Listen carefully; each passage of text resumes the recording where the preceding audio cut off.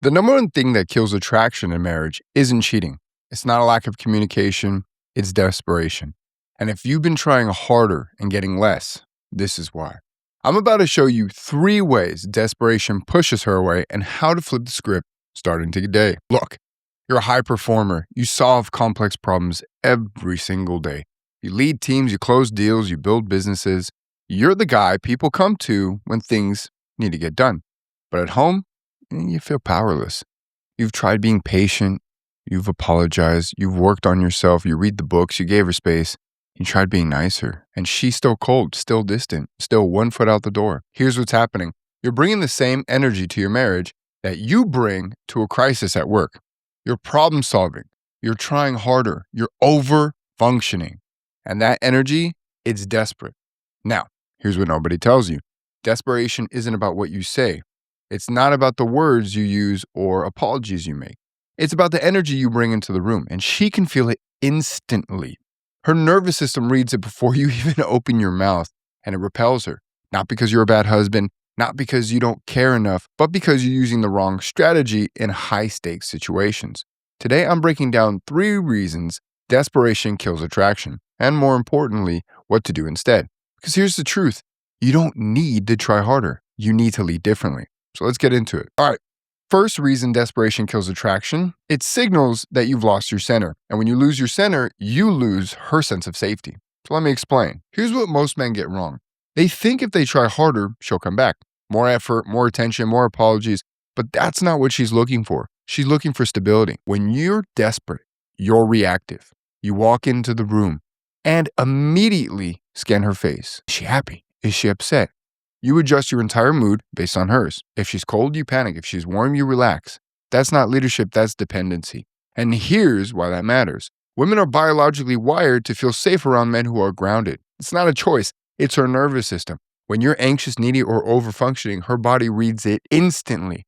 And the message it gets is, this man can't lead, he needs me to regulate him. And that kills attraction, not because she's cruel, but because her biology is screaming, this doesn't feel safe. Now, contrast that with a man who's centered. A man who's centered doesn't need her validation to feel whole. He's calm whether she's warm or cold. He's steady whether she's smiling or silent.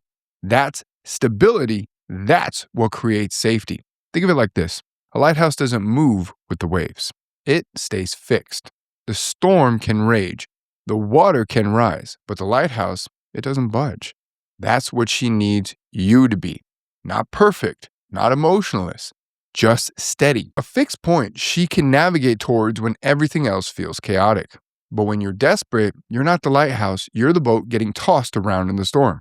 And she can't trust a boat to guide her to safety. Here's the second layer. Every desperate action you take sends one message. I don't believe I'm enough without her response. Let me give you some examples. She doesn't text you back for 2 hours. So you send 3 more messages. You make a small mistake, you apologize, then apologize again. Then bring it up the next day to make sure that she's really okay. You ask her, are we okay? Then you ask again the next morning. Then again, after dinner. You had plans with your buddies, but she seems upset. So you cancel, you stay home. So you try to fix whatever's wrong. Now, here's the issue with that. It's not that you care too much. It's that you've handed her the job of validating her worth. You've made her responsible for making you feel okay, and she can feel that way. Every time you apologize 3 times for the same thing, every time you ask if she forgives you, every time you adjust your plans based on her moods, you're not showing love. You're asking her to mother you. So let me paint the picture. Just imagine this. You forgot to take the trash out. She's annoyed. She doesn't say anything, but you can tell. So you apologize. You say, I'm sorry, babe. I forgot. I'll do it right now. Fine.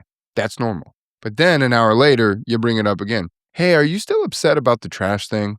She says no, but you can't let it go. So the next morning you say, hey, I know I really messed up yesterday. I'm really sorry. Are we good? Now she's uncomfortable because she wasn't even thinking about the trash anymore. But you just reminded her. And worse, you made her responsible for reassuring you. That's desperation. And it doesn't bring you closer. It pushes her away. So what's the alternative? Presence. Presence isn't about being perfect. It's about being consistent. It's about showing up the same way, whether she's smiling or silent, whether she's warm or cold, whether she's engaged or distant. you stay steady. Here's what that looks like practically. This week, practice not reacting to her mood. She's quiet at dinner. Don't ask what's wrong. Don't try to fix it. Don't adjust your energy to match hers. Just be steady, stay calm, stay present. Let her have her feelings without making them about you. I had a guy, I had a client who struggled with this like really bad. A successful guy, he runs a tech company, high performer, but every time his wife was quiet, he'd spiral. He'd ask, "Are you mad at me?" She'd say no. 10 minutes later, "Are you sure you're okay?" She'd say yes. At bedtime, did I do something wrong today?" She'd finally snap, "I'm fine, stop asking." And he'd feel worse. So here's what we worked on. I told him, look, for 1 week, stop asking, just be present. He thought I was crazy, but he did it. She'd be quiet. He'd feel the anxiety rise. But instead of asking, he'd take a breath. He'd stay calm. He'd keep doing what he was doing, cooking dinner, playing with the kids, reading a book, and something shifted. After 3 days, she came to him. She said, "You seem different lately." He asked what she said. "I don't know, you just seem calmer, more like yourself." That's presence. She didn't notice because he was trying harder. She noticed because he stopped trying to control her response. He stopped needing her to regulate him. And for the first time in months, she felt like she could breathe around him. That's what stability does. It creates space for her to come back. Not because you convinced her, but because she finally feels safe. All right, that's the first reason. Desperation signals you've lost your center. The second reason, it reverses polarity. So let me show you what I mean. So the second reason is desperation kills attraction because it reverses polarity. And when the polarity flips, attraction dies. Let me break this down. Attraction isn't just about love. It's about energy. Masculine energy moves forward with purpose. It leads, it creates, it protects. Feminine energy responds and opens when it feels safe. It receives, it flows, it trusts. That polarity, that's what creates the spark. But here's what happens when you're desperate. You stop leading. You start chasing her approval, begging for connection, asking for permission to be loved. That's not masculine energy. That's the energy of a child seeking comfort from his mother. And she feels it. Not consciously. She doesn't sit there thinking, "Oh, he's desperate." She just feels turned off, repelled, like something's missing. Think of it like two magnets. When you align them right, they pull together instantly. But flip one around, two positive poles repel each other. No matter how hard you push them together, they push apart. That's what desperation does. You're trying to pull her closer, but energetically, you're pushing her away because you flip the polarity. You're no longer the grounded masculine presence that she can open up to. You're chasing, you're needy, you're pursuing her approval, and that flips the entire dynamic. And here's where it gets tricky. You think, "Oh, but I'm showing her I care. I'm trying to connect." And you are, but you're doing it from the wrong energy. You're not leading her into connection. You're begging her to give it to you. And begging, that's not attractive. It's exhausting. She doesn't want to be chased. She wants to be led. Huge difference. Here's the second layer. If she has to constantly tell you that she loves you, that you're enough, and that things are fine, she stops feeling attracted because now she's mothering you. So let me give you an example. You have an argument. It's normal disagreement. It's totally fine. Nothing major. But afterwards, you can't let it go. You ask, "Do you still love me?" She says yes. The next day, "Are we okay?" She says yes. And a week later, "I know I messed up. Do you forgive me?" And she says yes again. But here's what's happening inside of her. Every time you ask, she feels nothing. She says the words, but the attraction, it's fading because you're asking her to do the emotional work. You're making her responsible for reassuring you, for propping you up, for validating your worth. And she can't respect that. Respect is the foundation of desire. You can love someone without desiring them, but you can't desire someone you don't respect. And she can't respect a man who needs her to constantly tell him he's enough. That's not partnership, that's parenting. And you can't be attracted to someone you're parenting. Here's what makes this brutal though. You're not asking because you don't care. You're asking because you care deeply. But the energy behind it is what's killing the connection. You're looking to her to fix your insecurity. And every time you do, you're handing her another reason to pull away. Not because she's cold, but because she's exhausted. So how do you fix this? You stop seeking her approval and you start creating the emotional safety through your actions, not your words. Here's the concept. Word backed by action. Don't promise change, show it quietly, consistently. Let her feel your leadership through what you do. not what you say. Because here's the truth. She's not listening to your words anymore. She's watching your actions. And if your actions don't match your words, she's going to check out. Okay. But when they do, that's when she starts to soften. So let me give you an example. I had a client, entrepreneur, high performer guy, great guy, actually. He's an awesome guy. His wife was emotionally just shut down, cold, distant, 1 foot out the door. Okay. He'd been trying to fix it for months, apologizing, explaining, asking if she noticed he was changing. None of it worked. So I told him, stop talking about it, just do it. For 2 weeks, he didn't mention the relationship once, didn't ask if she noticed, didn't explain what he was working on, didn't seek validation. Instead, he just showed up. He started cooking dinner 3 nights a week. He handled the logistics, the school pickups, the grocery runs, the scheduling. When she was cold, he stayed calm. When conflict came up, he didn't spiral. He just stayed steady. And here's what happened. 2 weeks in, she came to him, said, you seem different. He didn't explain. He just said, I've been working on being the man you need me to be. She teared up because for the first time in months, she felt it. Not because he told her, but because he showed her. He stopped chasing her approval. He started leading with action. And that shift, that's what restored the polarity. She stopped feeling like she had to mother him. She started feeling like she could trust him again. And trust, that's where attraction begins. All right, that's the second reason desperation kills attraction. It reverses polarity. You flip from leading to chasing, and when you chase, she pulls away. Now here's the third, and this one is the most important. Desperation kills trust. Let me explain. Third reason desperation kills attraction is it destroys trust. And without trust, nothing else matters. And I'll show you why right now. Here's what most men think. If I just show her how much I care, she'll come back. So they go big. Flowers, love letters, grand apologies, promises to change. But here's the truth. Love without trust means nothing. She might believe you love her, but if she doesn't trust you, she's still gone. And here's the problem with grand gestures. They're words and symbols. She's not looking for proof that you're sorry, okay? She's looking for proof that you've changed. And you can't prove change with flowers. You prove it with consistency. Trust isn't built through intensity. It's built through predictability. Small, consistent action over time, showing up the same way whether she's watching or not. Think of it like this, okay? Trust is like a bridge that's been burnt down. And you can't rebuild it by making one dramatic leap across the gap. You rebuild it one plank at a time, one action, one day, one promise kept. And over time, those planks connect. And she can finally walk across and meet you on the other side. But desperation is trying to jump the gap in one move. Grand gestures, big apologies, emotional declarations, and every time you fall short. Because the trust isn't built in moments. It's built in the mundane, the small stuff. Taking out the trash without being asked, staying calm when she's upset, following through on what you've said you do. That's what rebuilds trust. Not the big stuff, the quiet, consistent stuff. Here's the second layer.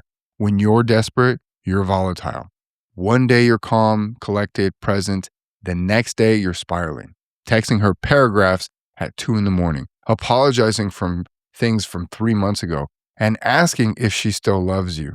She can't trust that version of you because she doesn't know which version she's going to get. And unpredictability kills safety, especially when you're trying to lead in arguments and disagreements. And we have a specific framework for doing this. We have a specific framework for going head first and dealing with those fire and brimstone or those stone walls. But if you're desperate, that's just going to leak out, ooze out, and she's going to feel like you're trying to do something nefarious, like you're trying to do something insidious. And again, that unpredictability kills safety. She needs to know that when life gets hard, and it will, you won't crumble. When money gets tight, when the kids act out, when she has a breakdown, she needs to know you'll stay solid. But desperation tells her the opposite. It tells her when things get hard, I fall apart. And she can't build a life with that. So let me give you an example. You have a decent day. You're calm, you stay present, you handle yourself well. She notices, she softens a little. But that night, you can't sleep. You're lying there thinking, what if she's planning to leave still? So at 2 a.m, you send her a long text. You pour your heart out. You apologize, you explain, you beg. She wakes up, she reads it. And her first thought isn't, he loves me. It's, I can't count on him. Because yesterday you were steady. Today, you're spiraling. Which version is real? She doesn't know. And when she can't predict you, she can't trust you. And When she can't trust you, she can't stay. So how do you fix this? You focus on regulating your emotions before you try to connect with her. You stop blaming her distance and you start leading yourself. This is what I call the man of steel mindset. It's not about being emotionless. It's about identifying what you're doing that creates chaos and stopping it. Here's what that looks like practically. This week, when you feel the urge to text, explain, or apologize, pause. Don't act on the impulse immediately. Ask yourself one question. Am I doing this because it's helpful or because I'm anxious? If it's anxiety, don't do it. Step away, take a breath, journal, call a buddy, move your body, okay? But don't put that chaos on her because every time you do, you're proving you can't regulate yourself and she's watching. I had a client who struggled with this, like really bad. He was a sales executive, sharp guy, super successful, but every time his wife pulled away, he'd panic. He'd send her long texts explaining himself. He'd apologize for things he didn't even do. He'd ask if they were okay 5 times a day, and she kept getting colder. So I told him, stop putting your anxiety on her. Start processing it yourself. He didn't believe me at first, but he started journaling. Every time he felt the urge to text her, he'd write it out instead. Every time he wanted to ask if she was mad, he'd pause and breathe. Every time he felt himself spiraling, he'd go for a walk, and something shifted. After 2 weeks, his wife came to him. She said, "You seem calmer lately." He asked what she meant by that. She said, "I don't know, you're just more solid, like you're not falling apart anymore." And for the first time in months, she'd ask him a question, not out of obligation, out of curiosity. She wanted to know what he'd been working on because she'd notice, not because he told her, but because she felt it. He stopped being unpredictable. He started being steady. And that steadiness, that's where we build trust. One plank at a time. All right, let's bring this home. 3 reasons desperation kills attraction is 1, it signals you've lost your center. 2, it reverses the polarity. And 3, it destroys trust. And here's what ties them all together. Desperation is about seeking something outside of yourself to feel whole. But leadership, real masculine leadership, is about being whole first so you can create safety for her. Now, let me show you what that looks like moving forward. Okay, so let's bring it together, right? So 1, right? It signals that you've lost your center. When you're reacting and needy, her nervous system reads danger, not safety. 2, like I said, it reverses polarity. When you chase instead of lead, you flip the dynamic that creates attraction. And 3, it destroys trust. When you're volatile and unpredictable, she can't count on you to lead when life gets hard. Now, here's what I want you to understand. This isn't about being someone you're not. It's about remembering who you are and leading from that place. You're a high performer. You solve complex problems. You lead teams. You build things that matter. You've just been using the wrong strategy at home, but that changes today. Imagine her looking at you the way she used to, not because you convinced her with words, but because you showed her the man she married is still there, stronger, calmer, more grounded. That version of you, he's not gone. He's just being buried under desperation, and it's time to bring him back. Now, if you're ready to stop guessing and start leading with precision, I want to invite you to book a free consultation call with my team. We'll walk you through exactly what's happening in your marriage, and we'll give you the custom roadmap to rebuild trust and reignite connection. The link is in the description below. Don't wait until it's too late, because every day you wait is another day she's convinced you can't change. Book that call, and let's do this together. Oh, and one last thing before you go, here's the truth. She doesn't want you to beg. She wants you to lead. And leadership starts the moment you stop looking for her for permission to be the man you already are. You don't need her approval to be grounded. You don't need her validation to be steady. You don't need her response to prove you're enough. You already are. You just forgot. So here's what I want you to do today. Pick one area where you've been desperate. Texting when she doesn't respond, apologizing 3 times for the same thing, asking if she's okay when she's quiet. Whatever it is, stop just for 24 hours. See what happens when you lead with calm instead of chaos. When you stay grounded instead of reactive. When you trust yourself instead of seeking her reassurance. You've built empires. You've solved impossible problems. Your marriage isn't beyond saving. It just needs the right strategy, and that starts now. Book your call. Let's do this together. Links in the description. I'll see you on the next one.